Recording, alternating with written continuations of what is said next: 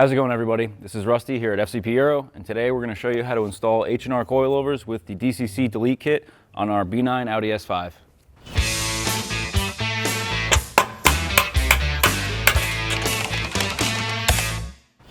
In front of me on the table, I have the factory suspension we've gone ahead and removed. As you can see, it was definitely due for replacement. There is some weeping around the strut body, as well as just the shocks and springs just being worn out. We're very excited to go ahead with this H&R coilover kit.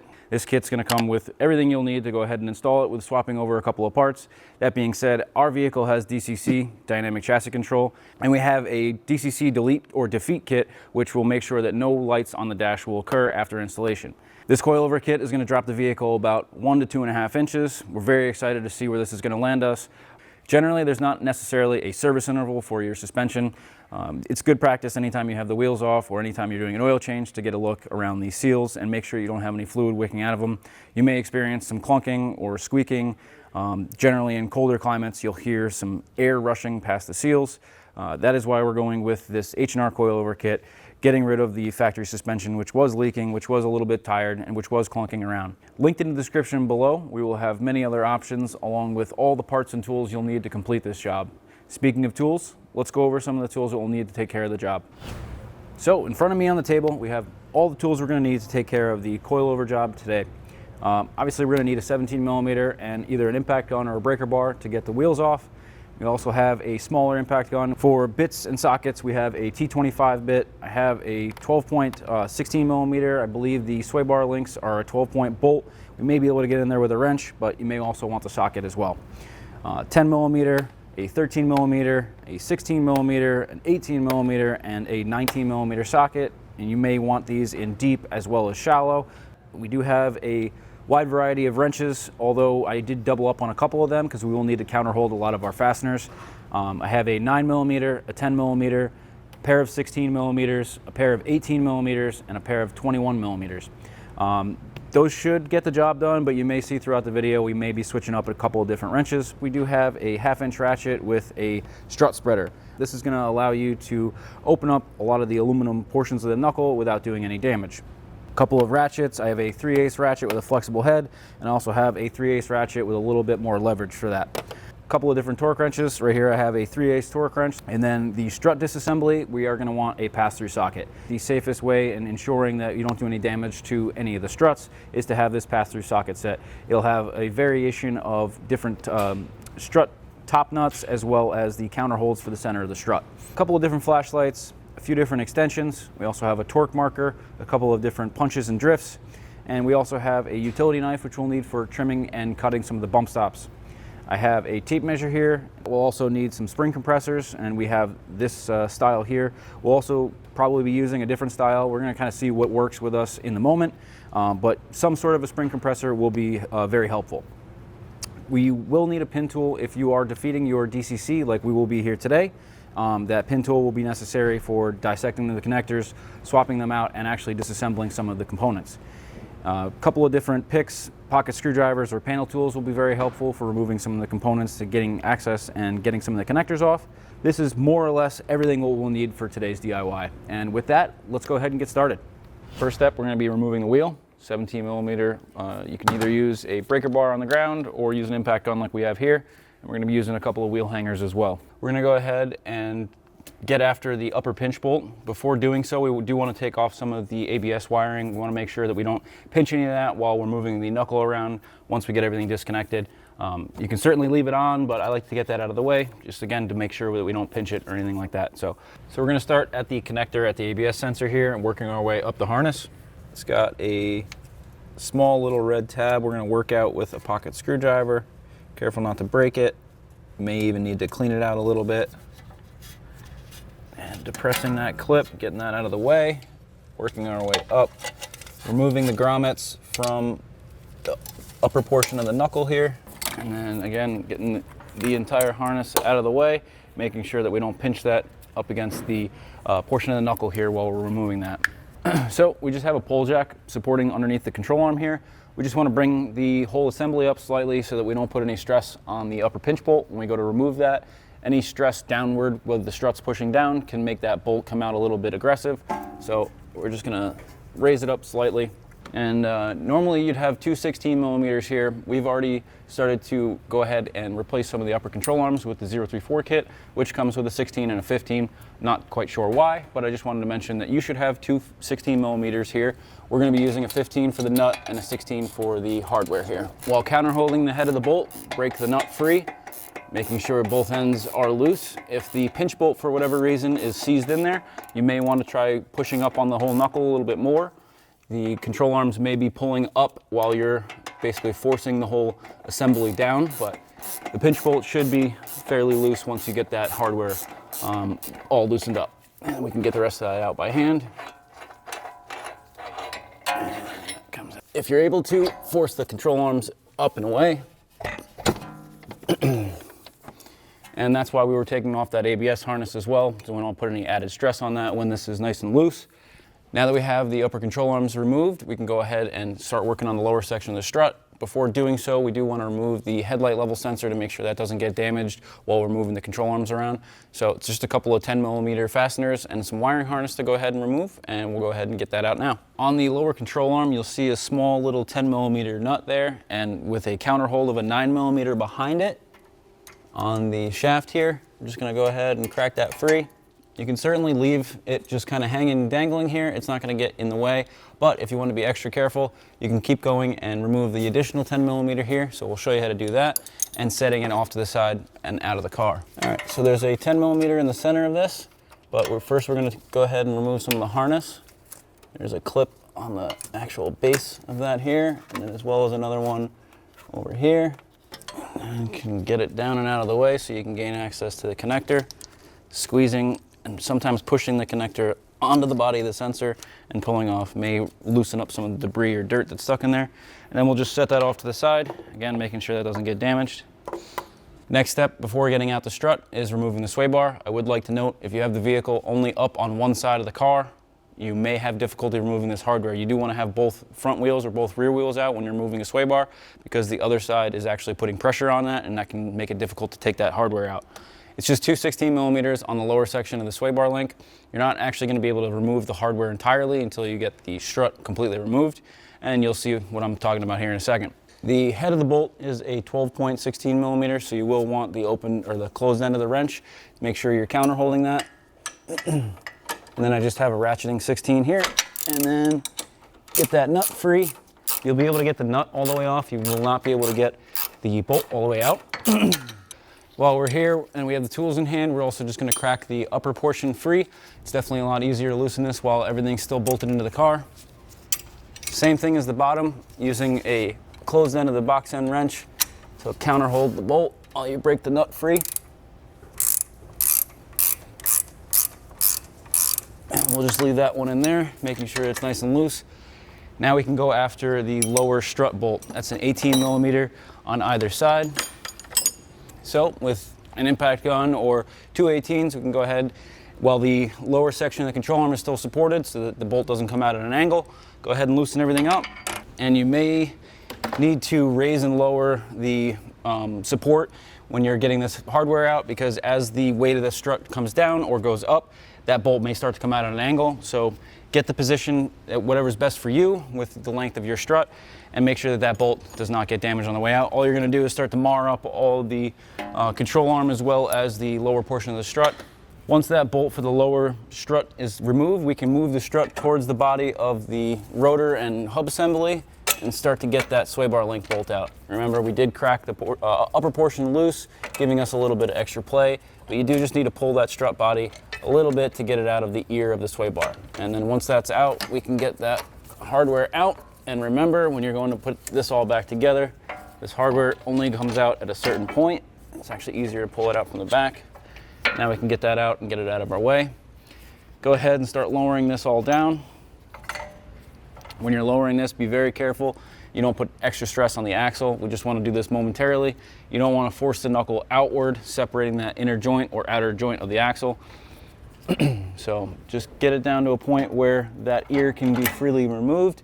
And then we do want to start working on the 16 millimeter for the lower strut fork, separating that from the upper body of the strut. And to remove the lower strut fork, we will need two 16s, counter holding one end of the bolt with the nut as well. So go ahead and get something with some leverage, as well as just another wrench to counterhold that bolt. If I can get it on there.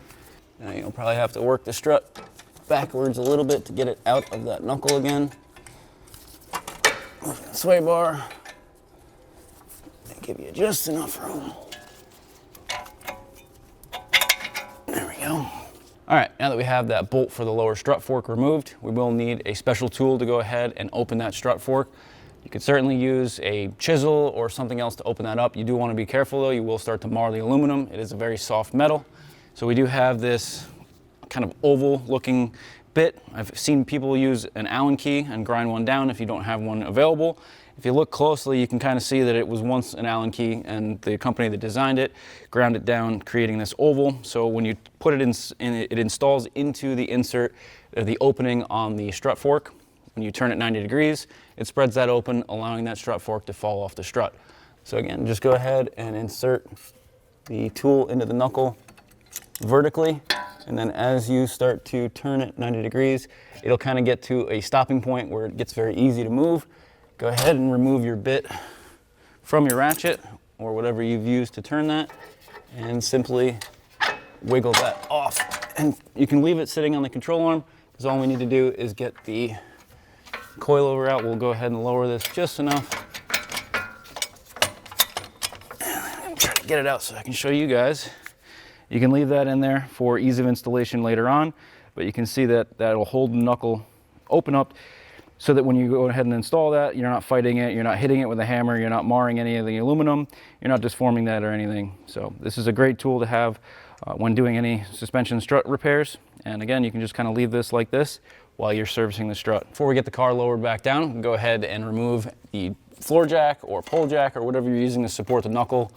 Again, being very careful to make sure that you don't overextend the axle shaft, keeping a little bit of pressure towards the inside of the car, making sure that that axle stays together. You certainly could go ahead and remove the axle from here, allowing the knuckle to move about, but that's going to introduce another expensive piece of hardware into this whole job. On this particular vehicle, we do have dynamic chassis control, or DCC, so we are going to be deleting or defeating that with the kit we're installing. We just want to go ahead and pull the covers up here, and you'll see that there's a connector on top of that strut. Want to make sure we get this connector removed and don't damage this before removing the strut. So we'll go ahead and set that cover off to the side. And there is no exact way to remove this other than kind of wiggling it and making sure that we don't break anything. So firmly grasp both sides of that connector and kind of wiggle it free. You may need to grab a small screwdriver or a small pry tool, just carefully lifting up on either side to wiggle it free. But there's not really like a detent or something like you're used to on most connectors. So we do just kind of want to walk this back and forth. All right. And it does have a pretty long connector on there. So again, make sure that you're not forcing that side to side too greatly. You just want to lift up gently, working both sides back and forth. So we're going to just pull this weather strip off here. Set that off to the side. For right now, I'm going to tuck this back here. We're going to get back to that once we have our new strut in place, and we're going to be installing the resistor pack there. We just have 3 13 millimeters on the top. We're going to go ahead and remove 2, leaving the outside one just for when I am ready to take the whole strut out. I'm going to get these out of there and get my hands freed up. So I have a 13 on my impact gun, and then with another hand holding the strut up against the body so we don't drop anything. There. Now we can get underneath the car and take the strut out. And there it is. Go ahead over to the bench and we'll start compressing the spring, swapping over the strut mount and the bump stop as well as the cover. We will have to use a spring compressor in order to get the old mount as well as the old bump stop and cover off. If you would like to avoid this step, you can certainly go ahead and purchase a new mount as well as a new bump stop. You will need to modify the new bump stop, however, but that will alleviate from needing the spring compressor. Getting just a couple of the coils to catch onto this. We don't need to go crazy tight. We don't need to go all the way compressed. We just want to relieve some of the spring tension to get the mount removed, and that'll give us just enough to hold this thing in place. Just gonna zip this in with a gun, get it close. right, that's loosened up there. Then we're going to use a 21mm through socket along with the ratchet to hold that tight. And then I have a 10mm triple square, which we're going to be using to counter hold the center of the strut shaft. Breaking the nut free while counter holding the strut shaft. Now we can go ahead and take our mount off. And then we also need our bump stop.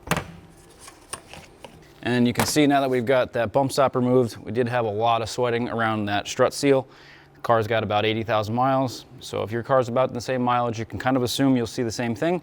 But these were definitely starting to get pretty weak, not exactly returning. It's kind of just sitting there. These really weren't doing much at all. Now, before we assemble the coilover with the new mount, as well as the bump stop, we are going to modify the bump stop slightly, and I'll show you on the new bump stop where we'll be cutting the old one. The dust shield on the old bump stop is in this little recess right here on the bump stop area itself, and we will just need to put a relief in here in order to remove that in order to slide that back over this one.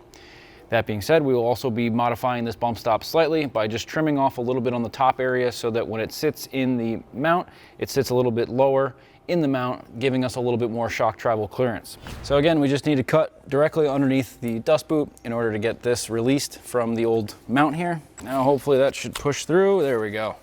I can get rid of this guy. However, we do still need to modify the new one. We should be able to press this over that with a little bit of lubricant. So we're just going to cut off about a ½ inch off the top. That way it still seats in the mount and holds in with the outside diameter here. If you go too far, this may be loosely fitted into the mount. So we do want to make sure we remain about a ¼ inch at the very top here. But you'll see that in a minute here, and we just want to use a little lubricant to force this onto the bump stop itself. So let's go ahead and cut this down just slightly. All right, you may find it a little bit easier to use a handsaw as opposed to a reciprocating saw. As you can see, it didn't exactly cut the straightest. However, it's going to be sitting in the top of the mount, and that outside diameter is really what we want. If you start to cut too low and you get into the taper of the bump stop, you will run into an issue with it starting to fall out. So go ahead and take our old bump stop, throw that out, and we'll go back over and assemble the strut. Once you've got that cut, we did put a tiny bit of grease on the end, and it's obviously not enough. Put a little bit more, give ourselves a fighting chance at inserting this. Kind of just get an edge of that in there and work the bump stop. It's kind of hard to show you, but I'm using my thumbs to kind of push everything in to trying to get it all down there. Once you've got that secured, we can just kind of install that into the new strut mount. And as you can see, we've taken off about, I'd say about a ½ inch. Now that sits a little bit lower in the mount, which is going to give us much more shock travel on the shock assembly. And again, if this had that extra ½ inch, you would be losing about a ½ inch of travel before bottoming out when hitting a bump. We're not going to be drastically lowering this car, so if you were considering lowering this car, some people may even say get rid of the bump stops, but then you don't have anything to attach your dust boot to. So consider that when doing this for yourself. We're just going to finish assembling the strut mount, and then we'll be able to go ahead and reinstall this on the new strut assembly. Pressing the spring seat into the mount. On the new shock, it's going to be a lot easier if you keep the adjustment all the way down when assembling everything. You may need to use the tools present. This one's a little bit tight, so I'm going to go grab those tools. But when you go to put the spring on there, you want this spring seat to be all the way down low. So when you put the spring on there, you have minimal spring tension, and you can get that mount assembled much easier. I'm going to go ahead and grab our tools and unbreak that lock nut there. So with the coilover kit, you do have one small wrench and one large wrench. Small one is going to be for the smaller lock nut, and the large one is for your height adjustment. And just break them free, and then you should be able to spin them nice and freely. We're going to spin them all the way to the bottom. Also, make sure you have this little plastic spring isolator in there. It may have come off while shipping, or we did find one of them in the box. Make sure these all spin freely, and then there's also some lubricant that the coilovers come with. We want to coat the spring threads all the way top to bottom, making sure that nothing gets locked up or bound up over the life of the vehicle. So let's get that lubricant and get all these lubricated up, run these spring adjustments all the way up and down the shock body, making sure that we get that grease all the way throughout the unit. So for the grease, again, we're just going to put a couple of dabs kind of in a line going down the body. And then we'll use the lock nuts and spring adjusters to spread this throughout the rest of the body. Now that we have the threads lubricated, we can go ahead and install that plastic ring. Then the spring. Well, actually, we'll get the top nut off. This will make it easier to install the mount. You'll notice the springs have a F in parentheses for front, and then the rear obviously has an R for rear, so just make sure you got the right spring, and make sure that the font is legible. If it's upside down, you're installing the spring upside down. So if you can read the font, the spring is going in the correct way. And then we'll take our mount. Also make sure with the nut that comes on the strut, you do have a washer that can come loose. If you happen to take the nut off and lose this washer, just make sure you find it before putting that mount back on, and make sure that it goes on before the mount. This is what's actually going to hold that mount in place and keep it up off the strut shaft. So we're just going to go ahead and get that on there. The spring seat does have a provision for the spring to sit in nicely, so make sure that is clocked correctly. There is no position for it to sit on the bottom, unlike the factory stock shock that we removed. That did have a provision in this spring seat. This is going to rotate as you adjust, so just get that seated and then make sure that the top mount is clocked correctly.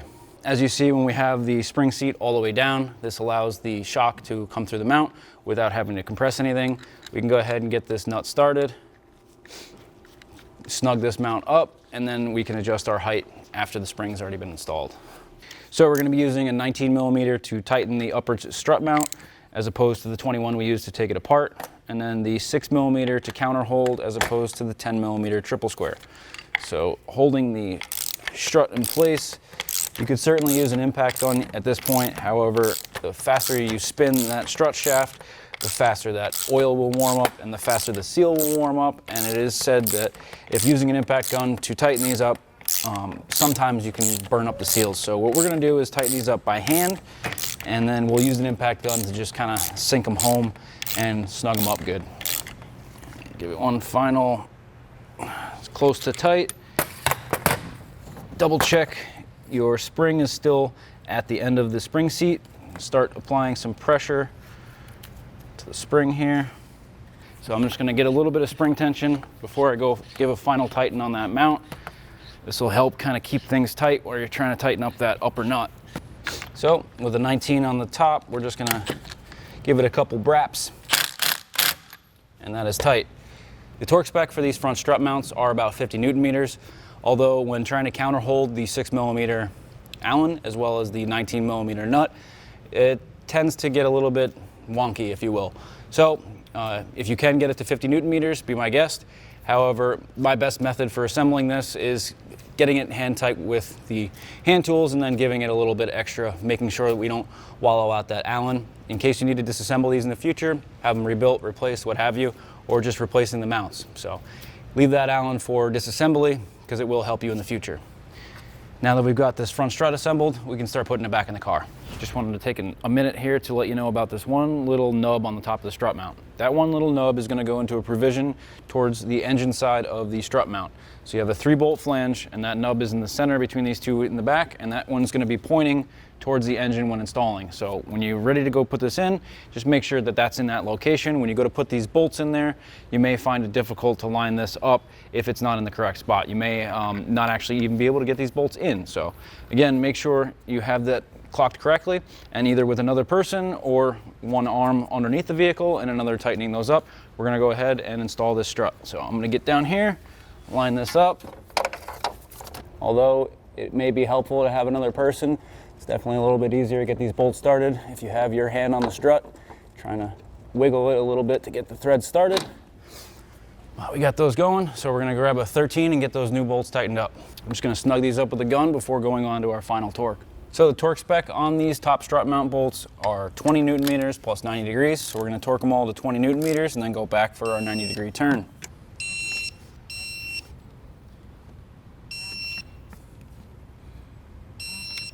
And before we go back down here, we're going to talk about the installation of the DCC DeVite. Now, to do this, we will need some pin tools. We will need to dissect this connector a little bit in order to update the connector to one that mates to the resistors we'll be installing. So let's get ahead with this, and then we can button up everything on top before moving on back down to the bottom. In order to disassemble this connector, in order to install the updated connector, we will need to pop a series of clips here. I'll do my best to show that in the camera without getting my giant hands in the way. So we're just gonna pop that one, loosen that up, go to the other side while trying to keep that one still open.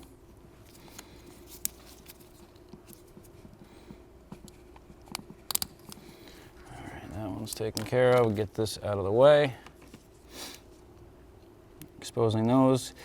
We can certainly do without taking the white off. It may be easier to get the white body off just to gain some access to some of the wiring, but certainly it could leave that on. And we're just gonna pull the sheathing back a little bit here at the split, just to give us a little bit of access to the wires. So I should note on the passenger side, the wire colors are obviously gonna be different than the driver's side. However, if you just do one pin at a time and do pin 1 to pin 1 and pin 2 to pin 2, you should be all right. That being said, you can see very, very small on the ends of here. Pin 1 is on the right, pin 2 is on the left. Pin 1 is the blue wire. Yep, pin 1 is the blue wire. Pin 2 is the green wire. So if you do get confused, pin 2 on the left is the green wire on the left. Pin 1 is the blue wire on the right. And again, this is for the passenger side, not the driver's side. So we will need to open up, and I'm going to use my pick for this one. You need to open up the connector lock. Careful not to stab yourself while doing so. Might be easier to show you once it's open. You may find it useful to use a pick as well as a pocket screwdriver. All right. Once you get this released, this tab right here is actually what locks those pins into the connector. So once you've got this pulled back, the pins can pull freely through the body of the connector. And again, once this is opened up, we can then go in and push these small little triangle things while pushing those in and holding pressure on that, pull the green wire out of the right here, and you can see that starts to come out of the body. Got that pin successfully removed. I'm just going to go over and grab the connector. That way we swap that pin to the new connector and don't get confused with where they go. So when you're going to install the connector, the portion that we pressed on to get it out of the old connector, let's have that facing up, and we're going to have the clip connection facing down. We are still going into pin 2. Again with the little triangle portion facing upwards. Engaging it, give it a little tug, and once you give it that tug, that ensures it is fully engaged into the connector. Now we're going to go back to the original connector that we were dissecting, pushing in a little triangle bit while keeping pressure on that, sliding that out of the connector body. Well, looks like it's getting hung up right here, so we may have to give it a little persuasion.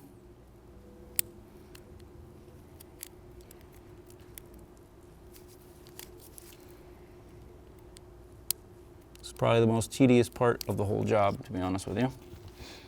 Now we can go ahead and insert that into pin 1 on the old body. Remember, the clip connection is the bottom side, and we're going to be putting the little triangle opposite the clip. You can feel a good engagement. Once those are both firmly pressed in, we can put our sheathing back on here.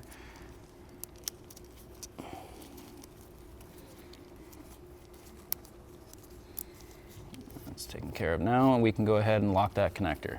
Go ahead and really engage those pins before locking, and what we want to do is just push the green section so that we close this gap right here. There you go. That's pretty much taken care of. The connector is now locked in place. Let's leave that off to the side. We're going to get rid of these, and we'll click in our new resistors. So the resistor packs with the yellow connector are for the front, the ones with the black connector are for the rear. So go ahead and engage those just like you would with the factory connector. And then H&R, who manufacture these, have basically said that there is enough here that we can go ahead and attach these to the front strut brace. We went ahead and installed this 034 front strut brace, which is quite nice, and we don't really want to muddy it up with any zip ties going across those. So what we're going to do here for today is we're actually going to tuck these back into the cowl over here by just routing this wiring through the loom section over here, and we'll show you what the driver's side here looks like as well. Over here on the driver's side, I don't know if you can see this one, but we've just mounted that one to the wire harness down there, and again, those connectors are just fed through the bulkhead here and then fitted back here out of the way, and keeping everything nice and clean in the engine bay. All right, that all lines up nicely, and that's going to be nice and below the cowl here, so that should all fit in there well. Again, it doesn't have to be super pretty, that's why we put it back here, so that it doesn't muddy up the engine bay. But now we can go ahead and reinstall the cowl and keep going on with the lower section of suspension. Now that we've got the cowl back down, I just wanted to make mention that a lot of times when you go to flex the cowl up and out of the way to get down in this area, it does pop up out of the windshield. And you can see over in this direction, it is pretty much flush with the glass, and it's starting to pop out over here. So where it's flush, just kind of use your thumb to work that back into the groove of the glass, making sure that that clicks in all the way across, because that's going to actually be your weather seal from the glass to the cowl here, making sure that not too much water gets down to that cowl. So once that's secured and out of the way, we're going to take the weather strip, and it just has a little groove that attaches on here. So I did leave most of it attached in the center of the car. So again, just like doing the cowl, we're just going to take this weather strip, put it back into its place, and press it firmly until it's fully attached. And now that looks much better without having anything on that upper front strut mount, and cleaned up this area quite a bit. So we can go ahead and move down to buttoning up some of the control arms and continuing on with the front struts. If you remember from disassembly, when we were taking apart the lower strut fork, the sway bar link bolts, they did not come all the way out. This upper one was hitting the body. The lower one we were able to get out with some finagling, but I just wanted to take a moment here and say that at this point, this is a great time to replace your sway bar links as well as all the hardware. So while we have this out, we are going to use a 16 millimeter to just loosen these bolts and install some new sway bar links at this time, which we'll have linked in the description below. If you remember, we already did crack those free. You do want to remember the orientation of the hardware coming out. So the bolt on top is the longer one. I'm going to put that off to the side. The sway bar link also, with this rest here, has a smaller opening and a larger surface to actually rest against the body. So on the other side that fits against the body of the strut fork, that has the larger diameter opening here. And then the section that the bolt goes through, that is going to have the smaller diameter. Same thing on the bottom where the bolt goes through versus where the sway bar link actually attaches to the bar itself. So that being said, let's go ahead and take the sway bar link with the large diameter here, place that against the strut body, and then our new larger bolt through that strut fork. And we're just gonna hand tighten this nut here, bringing it close with a gun, but we're not gonna final tighten this until we get the vehicle back on the ground and finalize our ride height.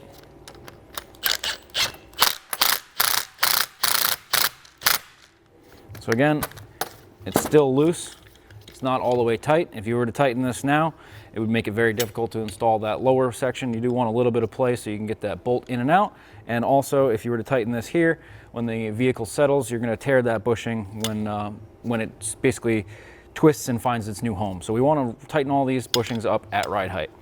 Let's go ahead and spin this out of the way, get the bolt installed there. And we're just going to put that on there just to keep it from falling off while we're installing this into the car. But we want to make sure that that is in a good spot so that we can go ahead and install that once it's in the car. It's a lot easier now than trying to fumble with it with a sway bar in our way. So we still have our special tool to spread the strut fork open. This is going to make it a lot easier to go ahead and install this in the car. Let's go ahead and do it. All right, now that we're back at the car, if you don't already have your strut tool installed, go ahead and install that now, twist it 90 degrees to open up that opening.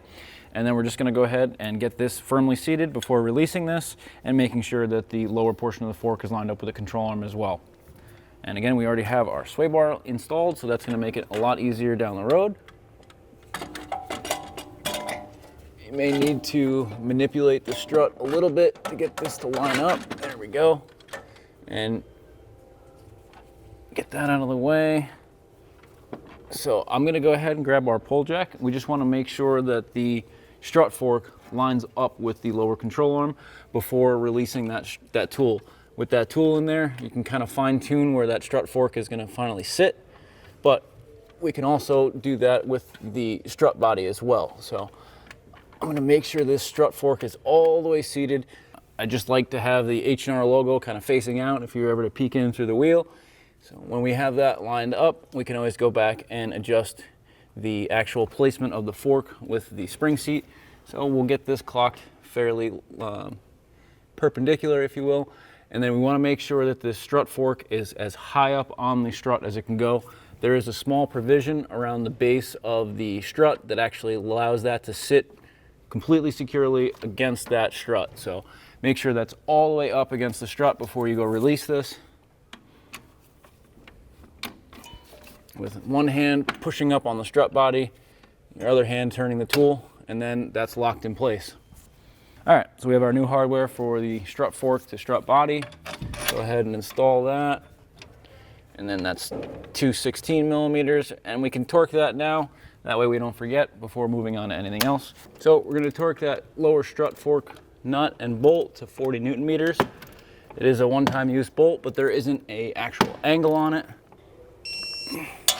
So before we go ahead and install the bolt into the lower fork, we want to get our sway bar link lined up. So we have our bolt ready to go into the strut. However, pulling the strut towards the knuckle, lining up our sway bar link, and getting the bolt into the eyelet there.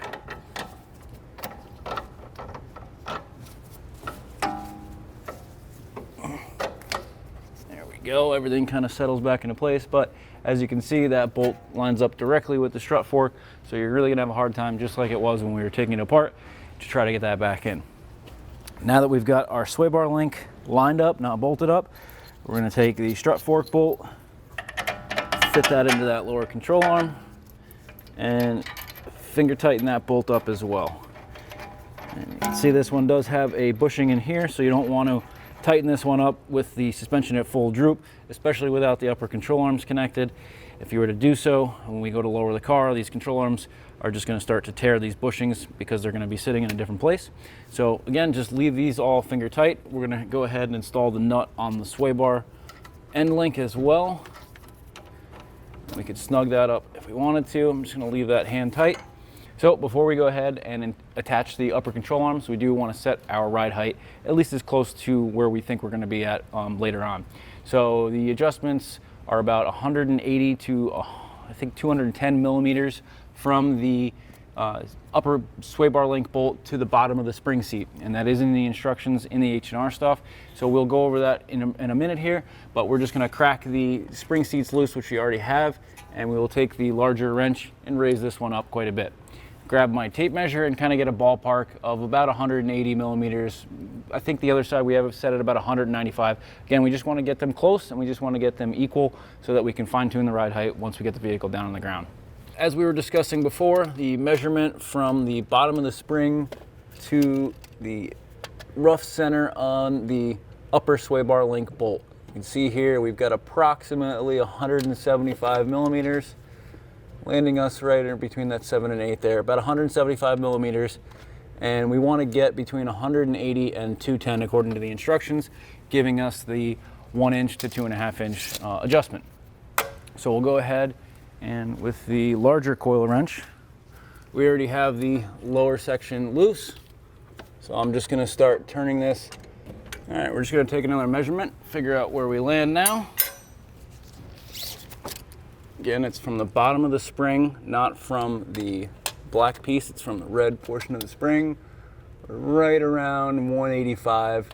I want to get closer to 195. We are right just shy of 195. I was trying to get close to that. We'll go a couple more turns and then we'll start putting it back together. Again, we just want to get it close so we can get a ballpark. It's a lot easier to do it now with the knuckle out of the way. As you can see, I have plenty of room to swing the wrench. With that knuckle back in place, it is going to be a lot harder to get a full turn out of this coilover adjustment. see where that got us. That's pretty much 195 roughly. So we'll leave it there. We'll spin the lower adjustment back up into place. We're not going to lock it down just yet. Just like most of the stuff we're putting back together, we're just hand tightening until we get everything finalized. So now we can go ahead and start reassembling the upper pinch bolt, upper control arms, and did want to make mention before you go ahead and put everything back together. We've already gone ahead and replaced a lot of these control arms, so the lower control arm bushings are all loose. All these fasteners have not been torqued to spec. You notice these upper control arms are still very loose. You want to go ahead and crack everything loose. This is all one-time use hardware, so you would want to have all this hardware replaced before going ahead and reassembling your coilovers. It's also a great time to replace the control arms with everything apart. But when we go ahead and finalize our ride height is when we will get measurements and get these control arms set at the exact ride height, making sure that the hub to fender distance is the same as it is on the ground as it is when we have it up in the air. So that being said, if you're not replacing your control arms, you're reusing yours, go ahead and crack the hardware loose at all 4 bushings as well as this one, making sure nothing is stressed when reassembling everything. Then once you got the car back on the ground, then you can go ahead and tighten everything back up to spec or just snug it up if you're using the hardware. We do have new hardware in here, so we're gonna go ahead and torque everything back down, and we'll join you guys underneath the car in a nice little tight constrained area to get everything fastened back up. And there we go. You may even need a rubber mallet from hitting it on the top to get that to sink in all the way. You do want to make sure that those get all the way down, and if they don't, this bolt will not go in. The bolt does come in from the back side, goes to the front, and then we'll secure that with a nut. And on your vehicle, you will have 2 16 millimeters like we discussed coming apart. We can tighten this pinch bolt up because this does not have a bushing in it or anything like that. This is not going to get stressed when the vehicle is lowered. So we are going to go ahead and secure this, put a torque mark on here so that we already know that we've taken care of that torque spec. And it's 40 Newton meters, similar to most of the other pinch bolts. We now have our ABS sensor harness ready to go back in. We're going to go around the back side of the knuckle, in between the coilover and the knuckle. The large section here that kind of has the biggest grommet, that's going to go in the first position, sliding that into place. And then we have the smaller grommet going right there. One more going down the front side of the knuckle before finally clicking the connector into place. Once the connector is in place, we do have a small red tab here. We're going to re-engage that to lock that into place entirely. So put it onto there, hearing a nice click engage, and then that final red tab finalizing that harness. So before we move on to the rear, we've got everything else reassembled. We can go ahead, if you did take it all the way out, and reinstall the front headlight level sensor. And it is just the 10 millimeter bolt that bolts it to the frame, and then the 10 millimeter nut that fixes the link to the lower control arm. So I do want to mention, you make sure you have the little tab right here keyed into the location in the subframe. When you get the bolt fixed in there, make sure that this is into the second hole here. If that is not in the right spot, you may have an adjustment issue down the road. Go ahead and install it again, making sure that tab engages in the front section. And then you will be holding part of the heat shield in with this 10 millimeter, so you will have to line up that little bit. Just gonna snug that up by hand, and then we'll use a 10 millimeter to tighten that down. And the link is gonna go in from the back of the control arm towards the front, where you're gonna put in the 10 millimeter nut. And just like when we removed it, you can use a 9 millimeter to counter hold the link to make sure that you get that bolt tight, or the nut tight rather. So again, 9 millimeter and a 10. Doesn't have to be really technically torqued. We're just gonna snug it up and give it another quarter turn or so. Same thing with the 10 millimeter bolt, and that should be good. Now we're able to run the harness back and affix it to the bracket. So it is gonna go over, tie into the bracket, and then run the connector in. when we do get the vehicle lowered and we finalize our actual ride height, we will want to calibrate those headlight level sensors. Once the vehicle is lowered, you're going to want to set up basic settings so that the headlights know where the actual ride height is going to be. You're going to want to do that with the vehicle all the way down on all fours, the suspension settled so it knows exactly where the control arms are going to sit, and give the headlights the best lineup. Normally when you're putting in lowering springs, you go manually adjust your headlights. This fancy car, it'll do it for you as long as you calibrate the headlights after you're done. So now we can move on to the back. Just note that we did leave a couple of bushings loose. So once we get the vehicle back all the way down on the ground, we can go ahead and tighten up all four corners at the same time. So let's go ahead and move on to the rear springs. Just like the front, first step is going to be removing the wheel using a 17 millimeter, whether you have a breaker bar or an impact gun. Trim we do have to take off is this little airfoil blade underneath the lower control arm. We did take the driver's side off already to kind of give you a good idea. There are two clips that hold that in place. You just need to separate the head of that clip to get that to release, and then you can remove that clip. And then when you go to take it off, there are some reliefs in here that may only make you take this off in one direction, pivoting it and sliding away, which we'll show you here. I'm just going to use a small panel tool. You could definitely use like a pocket screwdriver or anything that you find fitting to get underneath the head of this and not breaking the actual head. I'm going to wiggle a couple of times to get that out. There may be some dirt and debris, allowing that to stick. You can certainly clean this up for ease of installation later on. Same thing on the back one, just kind of wiggle it until it comes out. Don't break that head off. It's very difficult to get out once there is no way to pry it out. You do have to kind of force it inside. And then getting these off, you shimmy it towards the outside of the car, releasing these tabs here, going outside of the car, and then also this kind of cups underneath the lower control arm bushing. Now we can go ahead and set these off to the side. Our next step in removal of the rear suspension is going to be compressing the spring.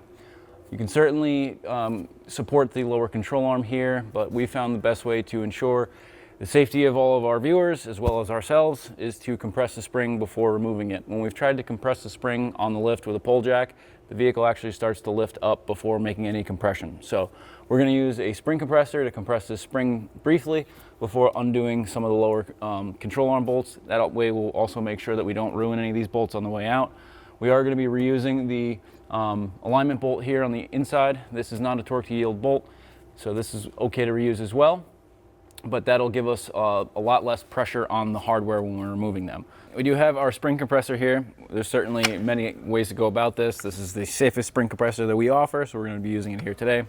As you saw on the front end, we did use a different style of spring compressor that could also be used for back here. However, the adapters here did not fit the front springs, so we chose to use those on that front section.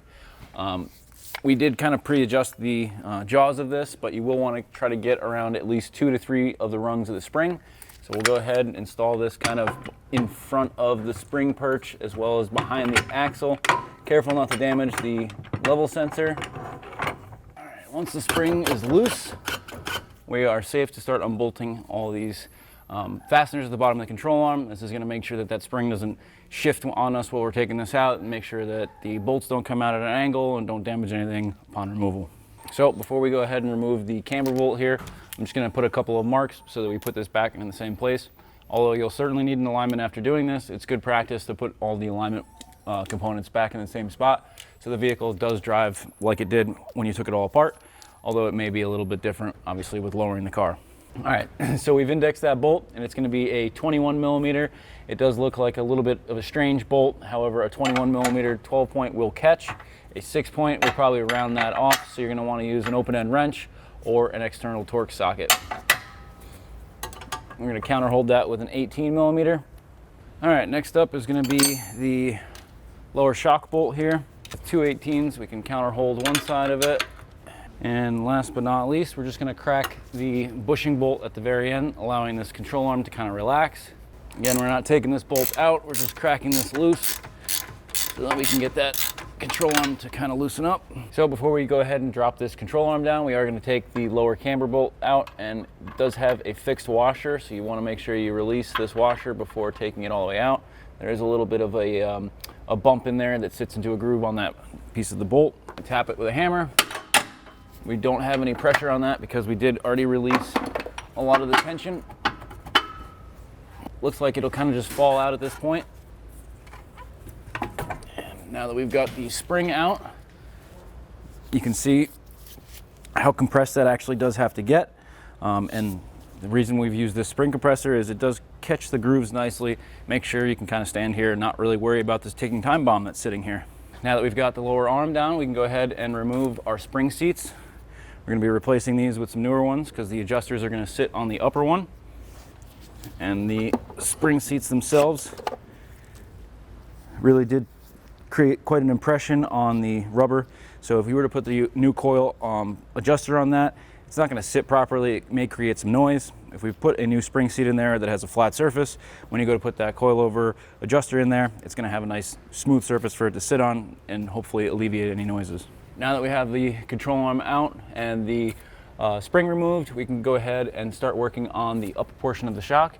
Just wanted to remind everybody that there is a connector up there for the DCC. So once you release those two bolts, be careful that you don't let it hang by the connector. Up here you can see where the DCC connector goes into the actual factory strut. We're going to be removing that and then trying to affix the resistor somewhere over in this general area. Really don't want to put it on any of the fuel components. We're probably going to try to go off to this vent line or maybe the wire harness, somewhere a little bit safer. All right, so we're going to just use a 90-degree pick to release that connector. As you saw, there's a lot of dirt and debris back here. Probably could try to get that connector off by hand, but with all that stuff stuck in there, it's more than likely going to give us a hard time. So I'm just going to stick the pick underneath the front of the connector. Yep, I can already hear a bunch of stuff crunching in there. So that connector is off. Now we're able to go ahead and remove this rear shock. It's just these two 16mm bolts that go into the body, and then we'll be able to swap over some components to the new assembly.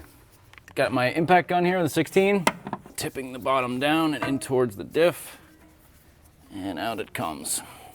So we're going to go ahead and take out the bump stop as well as the dust cover. We were unable to get these in the time that we needed here for today's DIY, so we are going to have to reuse these bump stops, and we'll get this swapped over with a new mount on top as well.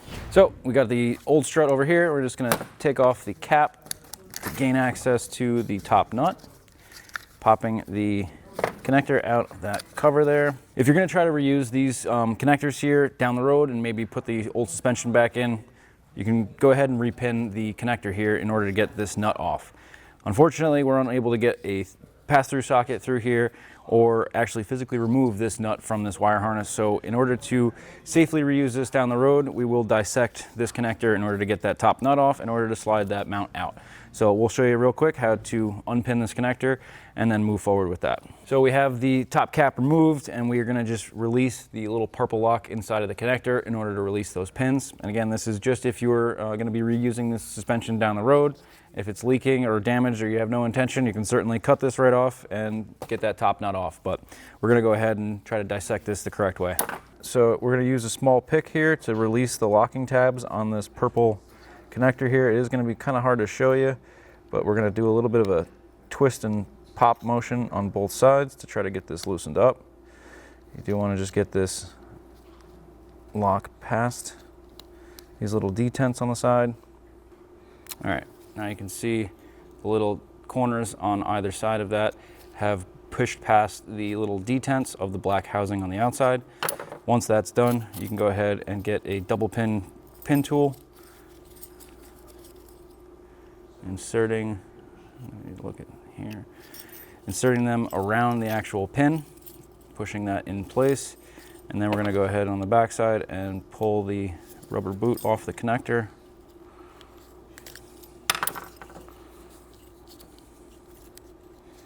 Getting that pulled back just enough. Trying to roll this a little bit. So we're going to try to take out the brown pin 2, or sorry, yellow pin 2. We have to push that in a little bit to get that. Hold on a second.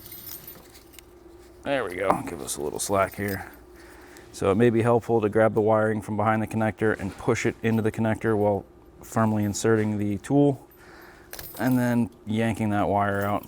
What you're doing with the tool is depressing these little locking tabs on the sides of the pin and making sure that they're pushed before going back out. So that's why we kind of say that it's sometimes easier if you push the pin back in and then reinsert the tool to get those tabs to depress. So let's try to do the same thing on the other side.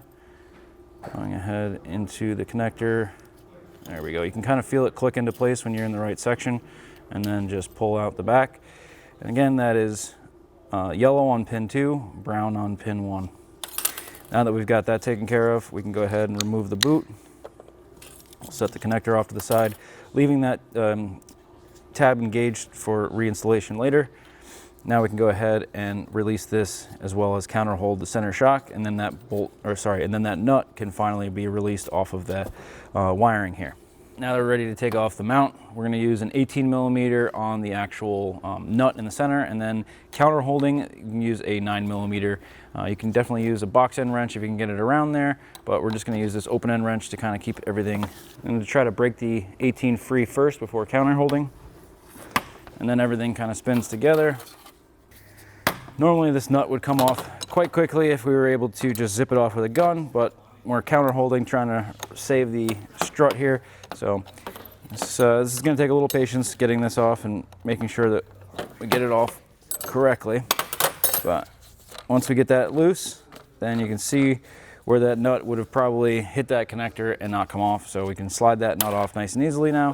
We can also slide off the rear mount as well as the bump stop, which we'll be reusing. And I did want to take a second here, now that we have these two separate on the bench. The factory unit does have a circlip on the top. Do not remove that and swap it over to the new one. The new H&R shock has a little bevel at the top that is basically designed to match that circlip, so your mount will sit on there firmly and be able to be torqued to spec. So don't be alarmed that that circlip is not on the new one. The H&R has designed the shock to kind of mimic that circlip there. And now we're just going to take the bump stop out of the old mount, and that will install into our new one. However, we do want to modify this slightly. We will be lowering the car about an inch or so, so we want to take a little bit off the bump stop. Not terribly much, but we are going to cut this back a little bit. What we're going to do is slice the bump stop right at that first ridge, and then we'll slide the bump stop up into the second ridge. We will have to trim a little bit of this off so that the bump stop can go in, as it is tapered, so this section is a little bit wider than this. We'll probably just cut this off here and then use a razor blade to trim the edges of that, which will be hidden underneath the dust boot as well. So before we go install that into here, let's go take care of this in the vise. So we don't need to take a lot off here. We're just going to take this lower section off. We're only going to lower our car about an inch or so. So we're just going to put a little relief cut in here. And again, we're going to go right down to that first rib. All right, so again, we took about 3/4 of an inch off the end of there, but the end of this was recessed into the tapered end here. And as you can see, this is quite a lot bigger. So we are going to need to trim a little bit of the fat on this to get this to be the similar size to that lower tapered section. So I'm going to finish a little cut here, and then we'll move on to cutting some of that off that bottom section. Oh yeah.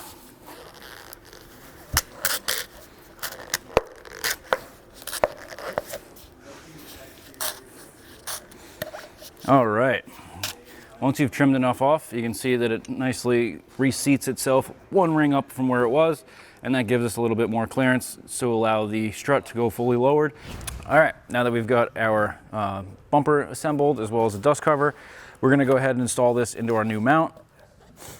You saw on the front coilover, we did trim a lot of this, and you can see on this rear bumper, there's not much room to trim before it starts to get smaller. The smaller you trim on the back, the less likely it is to fit on there. That's why we trimmed from the bottom. So I just want to touch on that point real quick. And then we're going to secure this as far down in the mount as it'll go. All right. And then the new shock will come with the nut already installed in the back. Won't be all the way tight, so just get that one off of there. Go ahead and install your new mount and the modified bumper. All right, and then we're just gonna get the nut fitted on the back here. This is gonna be a 17mm on the nut, counter holding the center with a 5mm. We're not gonna get super tight while counter holding this because we don't wanna strip out that center Allen. With an impact gun, I'm just gonna give it a couple of ugga-duggas, if you will. And that should suffice. I'm just gonna make sure that we did get that to the torque spec of 35 Newton meters. So, and we did. Again, a lot of that force that we were applying can tend to strip that center Allen, so we don't want to use that for tightening up. It's really just for getting that nut off of there, you can usually break it free, and then both of those start to spin together, and you can use that counter hold in the center there to get that nut finally off. It's not really intended for torquing to spec. And now that this is completely assembled, we will have to get our DCC defeat kit installed before fully installing this. We just have to put the new dust cover on here. And if you did have DCC before, you will have this little cutout. You could certainly get some non-DCC covers to get this completely covered up, but we're just gonna reuse these here for now. So we're gonna put this off to the side and go back over to the car and get that DCC defeat resistor installed and tucked away. We're just gonna go ahead and connect these two once we get this harness up here. And we're gonna try to attach it to the hard line that goes up and above the fuel filler neck. So we're gonna attach the connector, making sure that securely connects. We'll tuck this back here. And with the ample zip ties that have been supplied in the kit, we're gonna take a couple and attach them to the body of the resistor. All right, so now we have that kind of fixed up over the fuel filler neck, getting it out of the way of any wheel travel during compression or while the wheel is spinning. You just want to make sure that you have it in the best possible place, and again, making sure that it's out of the way under any compression. You don't want it in the wheel travel. You want to kind of get it as high up as you can possibly go, or as forward and high up as you can go. On the other side, there is no fuel filler neck, so there's not as much to attach it to. On the other side, we kind of just folded the harness back and attached it to the points of where the harness mount on the body studs. But again, just making sure that it has plenty of clearance when the vehicle has the wheel back on. So with some new hardware, we're gonna go ahead and hang the new rear shock, tipping the bottom portion of it in and under the car, and then back up into the body. And so we're going to be torquing the upper mount fasteners into the body with new hardware to 50 Newton meters plus 90 degrees. So trying to use a 3/8 torque wrench, we're only able to get about a 45-degree turn out of the rear before we started running into some clearance issues. So I'm going to use a 1/2-inch breaker bar with a 16 millimeter to give it the final 90 degrees. To do so, I'm just going to give a mark at the 12 o'clock position on the bolt, so that by the time that mark comes around to the 3 o'clock position, we'll be at 90 degrees. And that's pretty much 45. Before we did start to get that with the 3/8, and I was only able to get to about 44 to 45 degrees. So it's best off to start with a large breaker bar to get these final 90s. There's not a lot of clearance in there. So if you're going to use a tech angle or a torque wrench with an angle degree, just keep in mind you may just want to jump off to a 1/2-inch breaker bar, getting an extension to get out here so you have plenty of room to get those final torques. So we're just going to clean up the bottom of the control arm. This one, as you've seen, and everything we've taken off has been full of dirt, so we just want to make sure that we try to get as much of that out of that spring seat as we can. It's all been falling everywhere. Doesn't have to be super clean, but the bottom one just kind of sits into the little pin that has a locating spot in the control arm, and it'll sit like that. The upper section actually mounts into the body and stays kind of dangling. So we're going to go ahead and put that in there. There is a locating pin on there as well that goes towards the outside of the body. Now we've got to set our height on our rear adjustment. The rear adjusters are a little bit more difficult to get to when you're going to install them into the car. You may want to set the height a little bit high. These are going to be a lot easier to compress rather than raise the vehicle. So on the front, we've kind of set them in the middle. On the rear, we're going to set them a little bit high, expecting to be able to come down. But again, when they're installed and they're up against the body like this, the only place for adjustment is kind of from the front here. You can get a little bit from here, but with the spring tension on there, they're going to want to kind of shorten themselves. So before we go ahead and install this, we're just going to disassemble it slightly and lubricate the threads, making sure that they have plenty of lubricant in between the threads, but not too much, making sure we have a good long life for these adjusters. So just like we did on the front, we're just going to put a little bit of a bead and use the adjuster to kind of spread that throughout the unit. In the H&R instructions, there is a range of adjustment. It's basically from the bottom of the spring seat right here at my index finger to where the spring sits, this little plastic piece here. You can see in the adjustment, they're giving you a range of 30 to 50 millimeters from the bottom of here to the top of the spring seat. So we're just going to do a quick measurement. We want to be closer to that 50 millimeter range. That way we can kind of come down on our adjustment from there. This doesn't have to be perfect because both sides of the car are going to be at different measurements, but we're going to go from the top to the bottom and it's just above 50 mil. So we're going to come down here. That's pretty close to 50 millimeters. We're going to make sure that our actual ride height of the vehicle is the same side to side, which is not going to be exact on these. We're going to be measuring the fender to the center of the wheel, which again, from side to side of the vehicle, there is different weight and there's different components in the vehicle. So you may find that when you set these at the same height, the vehicle is a few millimeters off side to side. This is going to be installed on the top spring isolator. So the best way to kind of put this in is have your spring legible, being able to read the font up and down. Again, the rear is marked with an R after the 8HA, and the fronts have an F in parentheses.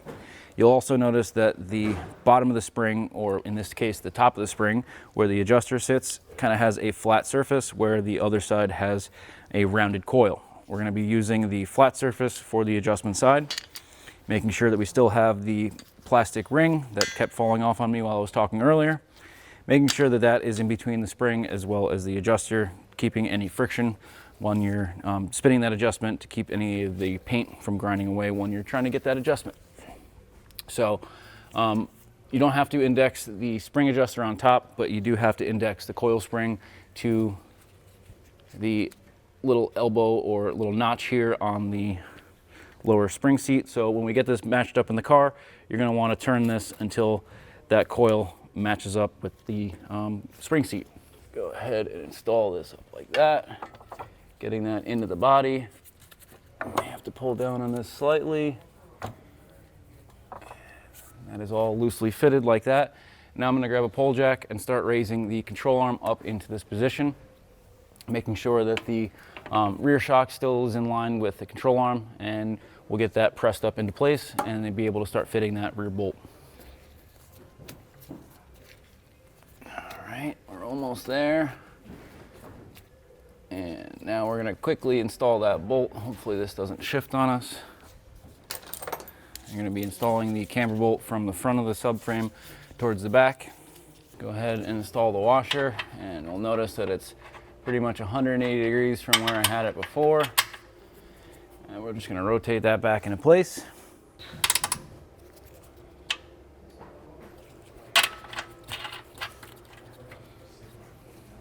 And again, we're not going to go crazy tight on this because we are going to have all these loose for when we go ahead and set our ride height. I'm going to snug that up just to bring the bolt all the way in and then crack it loose. And now we're going to go ahead and install our shock bolt. So in order to get that shock to line up, we may have to bring the knuckle up slightly.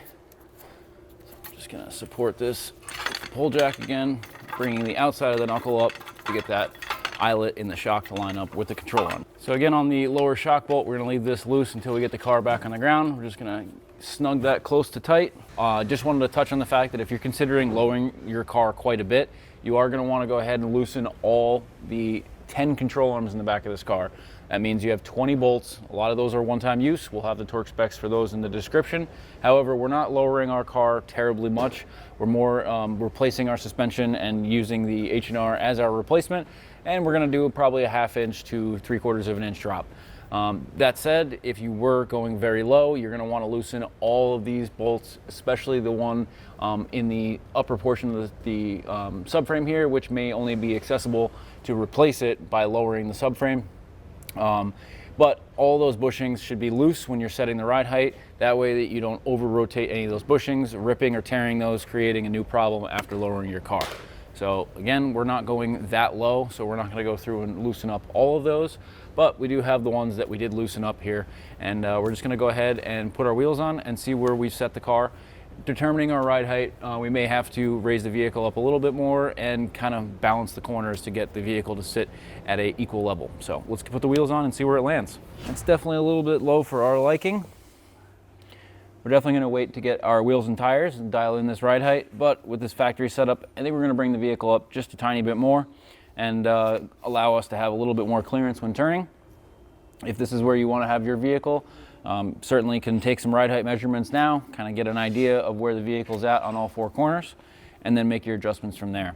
We're going to be going off the center of the Audi logo to the edge of the fender to try to get an equal ride height all around.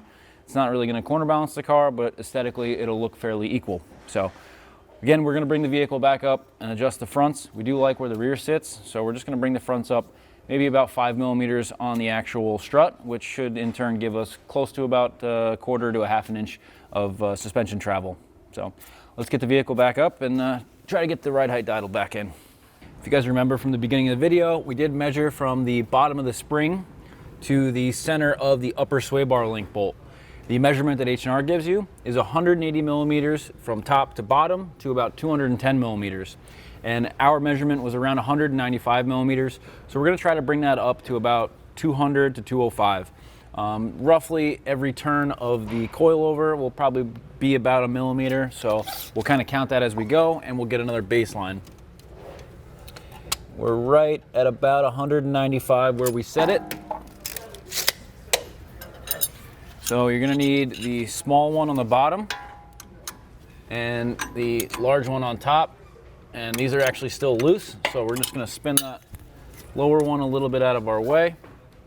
That is more or less 200 from the bottom of the spring to the center of the sway bar link bolt. Let's see where that lands us for ride height. That's better. That's perfect. It was 5 millimeters on the coilover, brought it up to right where it should be.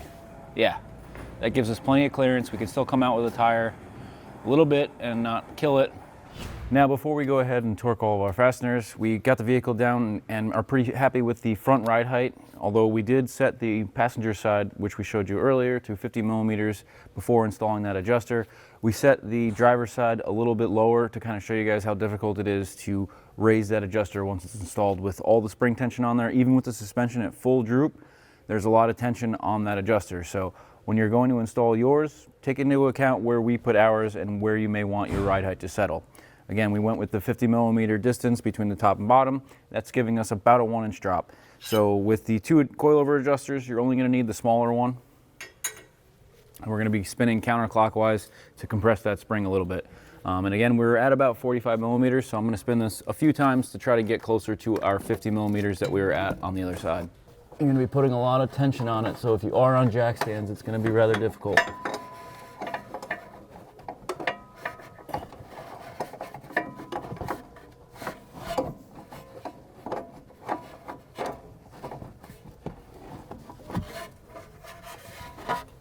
Man, this was definitely tighter than I was expecting it to be. Well, it's definitely easier to start a little bit higher and lower it, because with the spring compressing, it's going to be much easier to lower the rear adjusters.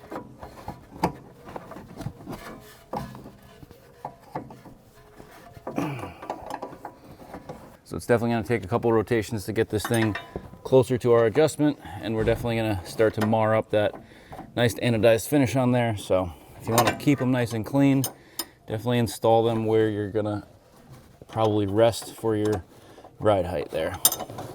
So as you guys can see, this is going to take me a little while to get even the 4 to 5 millimeters we're trying to get out of this. So we'll catch you guys in a second. Once I get this ride height set, we're going to lower the car back down and just do a complete ride height check from the fender to the center of the wheel, kind of confirming and making sure that everything is kind of equal before we finalize our torque. So now that we've verified our ride height on all the corners before installing our suspension, we just want to make sure that once the vehicle's weight is on the car and we got all the wheels on and the vehicle's been lowered down, we want to make sure that the ride height is all the same. We do have the vehicle completely off the lift and suspended on these blocks so we can go underneath and tighten everything up.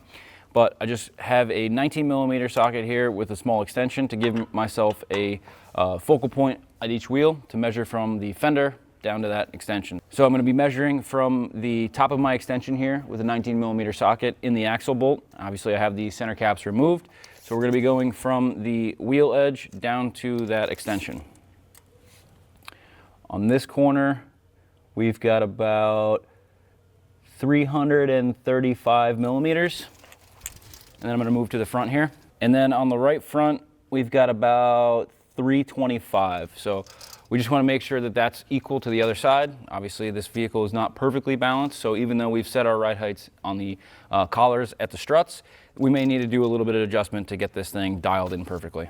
So measuring this one real quick, we're right at about 326, 327. So that's fairly close. We're gonna let this suspension settle a little bit as well. So this vehicle may come down a couple millimeters, but 5 millimeters across the front axle is fairly okay.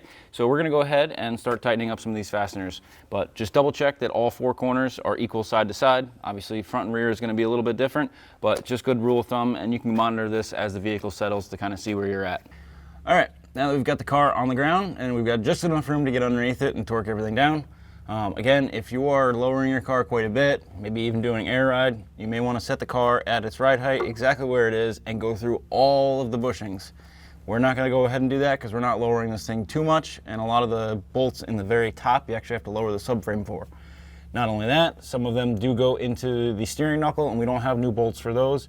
So we're just going to be doing a couple of the ones that we did underneath here, and hopefully we don't ruin our bushings down the road. But we're going to be counter holding this camber bolt on the inside of the control arm with an 18 on the opposite side, making sure that the marks that we made kind of remain where they were at, and using that 18 counter hold to keep those marks in place.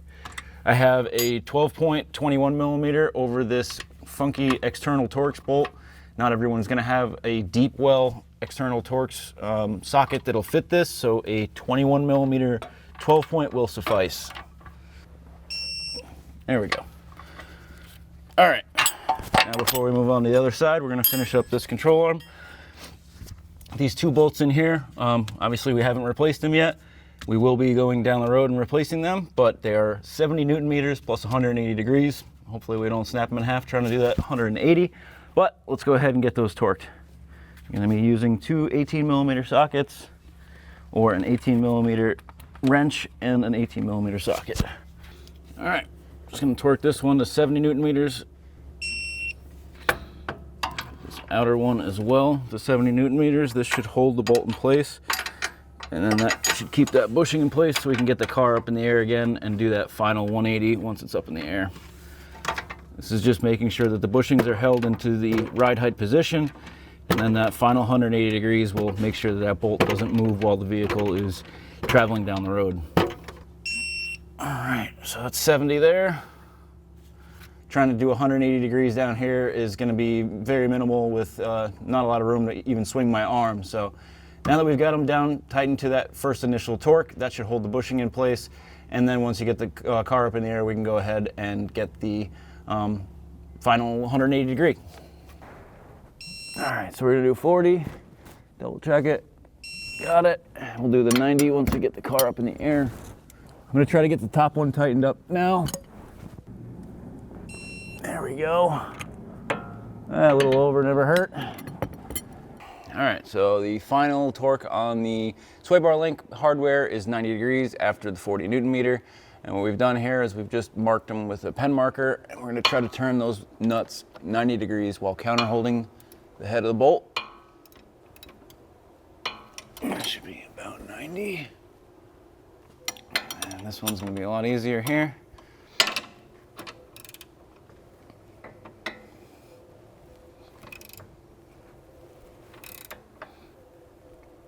And it's about 90 as well.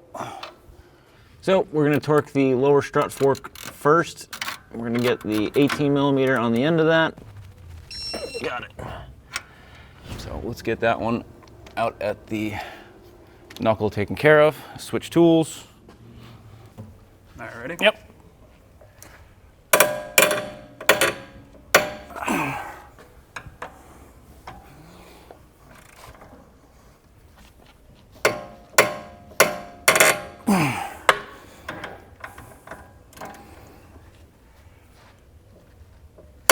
Oh my God.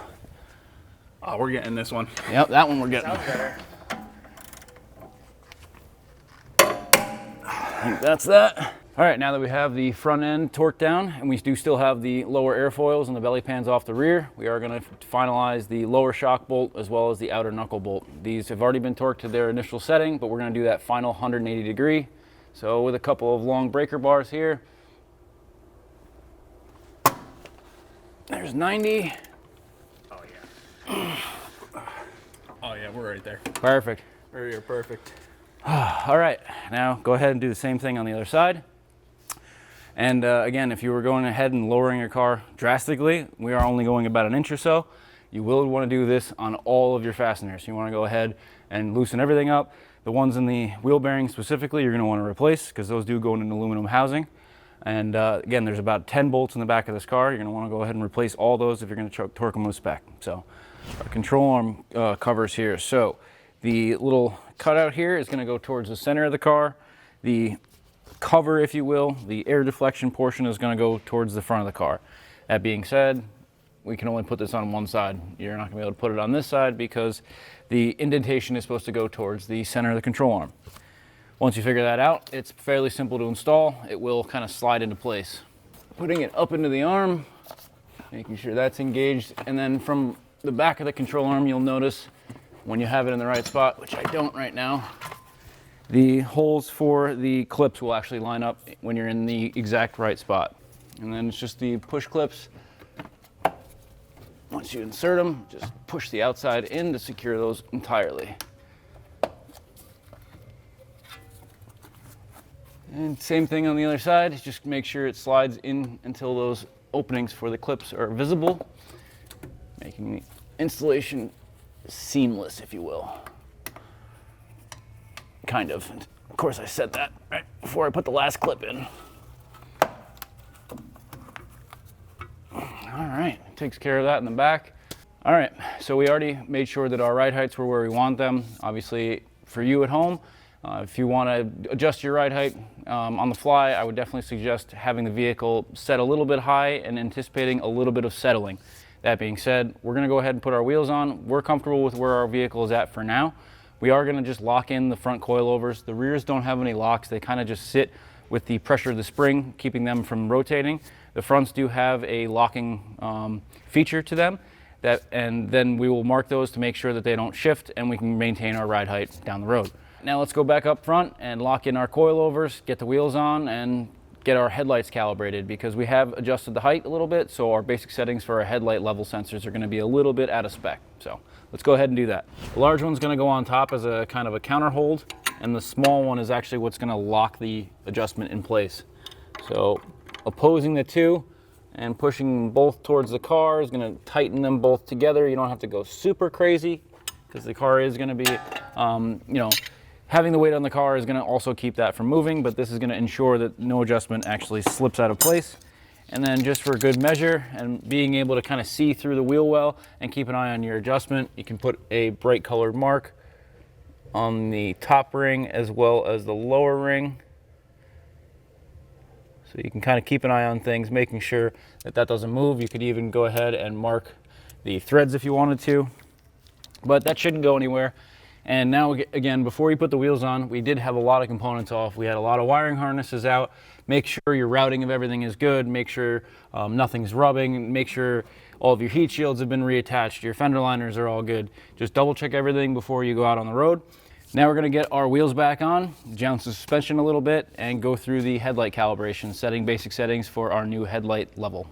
We have the VCDS Rostec cable, which any Volkswagen or Audi guy would be familiar with or probably desiring to have one, which we do offer on our website at fcphero.com. And if you want to do any diagnostics or any modifications with your comfort system, it's definitely the go-to one-stop shop kind of tool, and it pays for itself in the first use most of the time. So we're going to key on the car real quick here. And then this is the home screen on VCDS. If you're not familiar, we're going to go ahead and once the car stops yelling at me, we're going to go ahead and select our own control module. You could do an auto scan, but that's going to take a lot of time, and ideally you'd want to have a battery maintainer hooked up to this car. So make sure your radio's off, make sure your fan's off.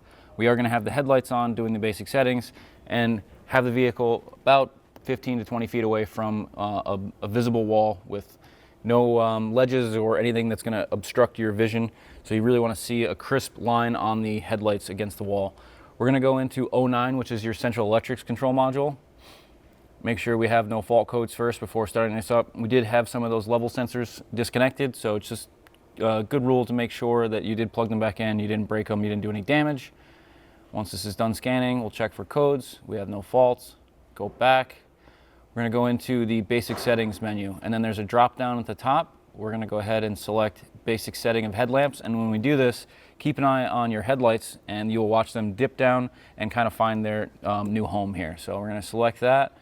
We'll hit go and we'll watch the headlights change. You can see them drop down, come back up, and a good rule of thumb is to mark this actually before you've lowered the car and figure out where your headlights are prior. We didn't lower the car terribly much, so the car kind of did its own adjustment, and we're pretty happy with where the headlights are currently. So we're going to go back and hit stop, go back into acknowledge basic setting, and this is basically just telling the car we've already done our adjustment. And once you know that you have no faults after doing the headlight calibration and everything is good, we can exit out of here, and that's pretty much it for the coilover installation. You've successfully installed a set of H&R coilovers in your car. Now we're ready to go out and enjoy it. Obviously keep in mind that the coilovers may settle, so mind your ride height, keep an eye on it, and you may want to adjust down the road. So if you guys enjoyed today's video, as always, hit that like button. If you have any questions, comments, or concerns, jump into the comment section down below. And if you want to see more videos on this vehicle and many others like it, don't forget to subscribe because we'll have plenty more coming your way. And as always, thank you guys so much for watching. We'll catch you on the next one.